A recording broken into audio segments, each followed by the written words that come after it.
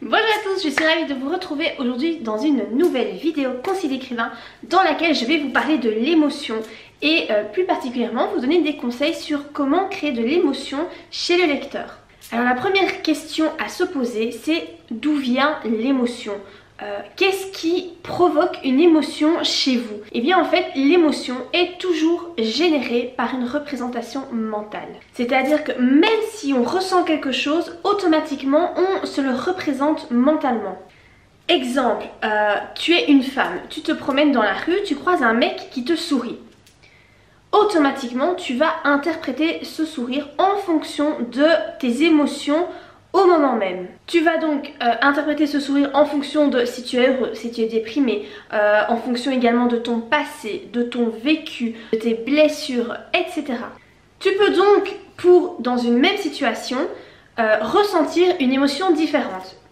Ce gars te sourit, tu te dis waouh, ouais, génial, il est canon, voilà, tu te sens flatté, tu trouves ça cool. Au contraire, tu peux te dire qu'est-ce qui me veut encore ce gros lourd voilà, qui dégage. Ou alors tu peux simplement te dire qu'est-ce qu'il y a, j'ai quelque chose qui va pas sur mon visage. Voilà, une même situation peut vraiment entraîner des émotions différentes. Parce que en somme, le gars il a juste fait une seule chose, il t'a juste souri. Mais toi, tu vas interpréter ce sourire en fonction de tout ce qui fait que tu es toi. Et donc c'est cette interprétation qui est propre à chacun qui va générer des émotions. Autrement dit, ce n'est pas en fait le sourire qui va générer de l'émotion chez toi, mais bien la façon dont tu vas interpréter ce sourire. Du coup, en tant qu'auteur, quand on écrit une histoire, grâce à nos phrases, on va offrir une représentation mentale au lecteur. Mais cette représentation mentale, le lecteur va l'interpréter à son tour en fonction de lui. Du coup, grâce à cette représentation mentale qu'on va induire chez le lecteur, on va générer des émotions. Du coup, comment est-ce qu'on crée de l'émotion chez le lecteur? Eh bien d'abord, la première chose à savoir, c'est que le lecteur est tout à fait capable d'empathie. L'empathie, c'est le fait de parvenir à ressentir ce que ressent l'autre.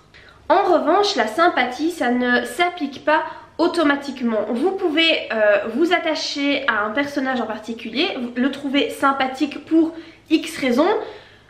En revanche, votre pote qui va lire la même histoire va trouver que ce héros est complètement insipide ou complètement énervant et ne va pas du tout éprouver de sympathie pour ce héros. La sympathie, c'est en fait le désir que l'autre se sente bien, que l'autre parvienne à son but et donc que votre héros réussisse à obtenir ce qu'il veut. Par exemple, pour le méchant de l'histoire, en général, on a tous de l'empathie pour le méchant de l'histoire. C'est-à-dire qu'on peut comprendre ses émotions, qu'on peut les ressentir. Mais c'est pas pour autant qu'on a de la sympathie pour lui, hein. S'il veut détruire le monde, on peut comprendre pourquoi il veut le faire, mais c'est pas pour autant qu'on a envie qu'il arrive à son but, hein, voilà. Du coup, quand le méchant est puni, souvent quand même, on est assez content de ce châtiment qui finit par survenir. Du coup, le fait qu'on le voit souffrir, justement ça peut engendrer chez nous de la joie qui est totalement contraire du coup à la sympathie, parce qu'on ne ressent pas du tout de la sympathie pour le méchant puisque son but n'est pas atteint et qu'il se fait défoncer la tronche. Du coup, par rapport au héros en général, quand on est auteur, on a envie que le héros engendre et de la sympathie et de l'empathie chez le lecteur. On veut que le lecteur ressente aussi bien de la crainte mais également de l'espoir pour le héros. Ce sont vraiment deux émotions extrêmement importantes et certainement les émotions de base, les émotions vraiment, oui, je pense les plus importantes à faire ressentir à un lecteur. Il doit avoir peur pour le héros, peur qu'il n'y arrive pas, mais également avoir l'espoir que il va finir par obtenir ce qu'il désire. Du coup, votre héros, votre personnage principal va vraiment se distinguer des personnages secondaires grâce à ça. Parce que les personnages secondaires, on peut avoir des affinités aussi par rapport à eux, mais en principe, c'est toujours pour le personnage principal qu'on ressent ses émotions. Il faut vraiment qu'il réussisse à obtenir, à aller au bout de sa quête.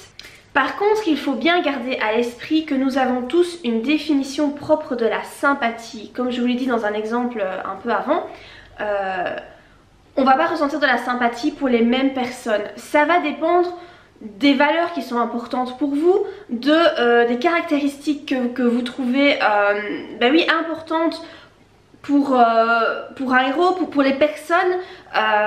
On s'attache à des héros, à des gens, même dans la vie de tous les jours, en fonction de certaines choses.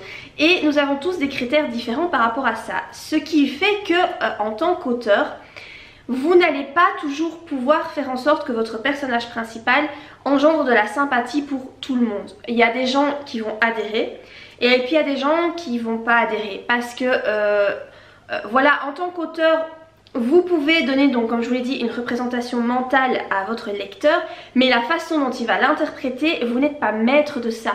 Vous ne pouvez pas tout contrôler et voilà, du coup, vous allez certainement créer un personnage qui pour vous provoque de la sympathie, qui a des valeurs qui sont importantes pour vous en tant qu'auteur, mais c'est pas dit que ça va fonctionner chez tout le monde et certainement ça fonctionnera pas chez tout le monde. Je vous prends un exemple, je vais me prendre moi comme exemple et je vais prendre la série Game of Thrones parce que je pense que énormément de personnes ont vu cette série et en plus il y a beaucoup de personnages, du coup ça, voilà, c'est plus facile, c'est plus parlant je pense. Je prends le personnage de Sansa. Sansa qui moi au début et même par la suite en fait, c'est un personnage qui m'a toujours profondément énervée. Je n'aime pas trop Sansa, elle m'énervait au début parce qu'elle était beaucoup trop influençable, beaucoup trop faible, elle manquait de courage, elle était naïve et ce sont vraiment des caractéristiques moi qui m'énervent, mais qui m'énervent à un point. Après elle vit des choses qui sont difficiles, ce qui me la rend un petit peu plus sympathique parce que je me dis bon la pauvre elle le méritait quand même pas, mais néanmoins elle ne possède pas les qualités qui pour moi sont fondamentales, sont importantes et du coup c'est un personnage que j'ai jamais vraiment aimé. En revanche ce personnage de Sansa je pense qu'elle pourrait tout à fait plaire à peut-être une fille qui aurait subi des sévices sexuels. Peut-être que du coup elle pourrait se retrouver dans ce personnage et du coup beaucoup plus l'apprécier que moi. Exemple d'un autre personnage, Arya. Arya qui pour moi, moi c'est un de mes personnages préférés. J'adore Arya. Pourquoi je l'adore? Parce qu'en fait sa qualité principale c'est le courage. Elle est courageuse, elle est déterminée, elle va à fond de ce qu'elle entreprend. Et moi ce sont des valeurs qui pour moi ont beaucoup d'importance et ce sont des valeurs que je possède moi-même. Enfin en tout cas je fais en sorte de les entretenir ces valeurs là. Du coup Arya forcément pour moi attire de la sympathie. Un autre personnage que j'aime beaucoup et qui peut aussi porter un petit peu à débat c'est Tyrion. Tyrion fait des choses bonnes, Tyrion fait des choses un petit peu moins bonnes. Mais moi je l'aime beaucoup parce qu'en fait c'est un personnage qui est extrêmement malin et encore une fois déterminé. Il parvient toujours à se sortir de toutes les situations et je trouve ça génial. Du coup moi c'est un héros qui m'a attiré de la sympathie dès le début. Je vais vous citer un dernier personnage, Jon Snow. Alors Jon Snow, personnellement, je sais qu'il y a énormément de filles qui l'adoraient. Moi je l'aimais mais vraiment pas. Franchement ce n'est que vers, je crois, les 2 dernières saisons, j'ai commencé à le trouver un peu plus sympathique. Mais sinon en fait je l'aimais pas du tout. Il m'énervait parce que je trouvais qu'il se laissait trop faire et encore une fois... ouais, il se laissait marcher dessus, il était pas... il manquait de force et de charisme en fait. Et comme moi ce sont des qualités qui sont importantes pour moi, surtout chez un homme, du coup il m'énervait. Voilà, je n'arrivais pas à m'attacher à lui. Après ça, voilà, ça s'est un peu arrangé parce que forcément il a évolué, le personnage a évolué, du coup ça allait un petit peu mieux. Puis bon, physiquement je le trouvais un petit peu plus attrayant aussi au fur et à mesure des saisons, parce qu'au début je le trouvais pas tip top. En fait il y avait rien vraiment que je trouvais génial chez ce personnage. Et d'ailleurs je ne comprenais pas comment ça se fait qu'il y a plein de filles qui tombaient en pamoison devant lui parce qu'elles le trouvaient super beau et tout. Moi il me faisait ni chaud ni froid. Voilà, tout ça pour vous montrer que ça va vraiment dépendre de votre interprétation. Les personnages sont créés tels quels par l'auteur, mais après il n'est plus maître de ce que vous en faites. Vraiment ici c'est la limite du pouvoir de l'auteur. En fait ce que l'auteur fait c'est qu'il vous fait une proposition du personnage. Il vous propose un personnage qui est comme ça, mais après son pouvoir s'arrête là. Vraiment l'interprétation dépendra du lecteur. Mais gardez quand même toujours à l'esprit que si votre histoire est bien ficelée et bien menée, le lecteur parviendra quand même à un moment donné à s'identifier à votre personnage.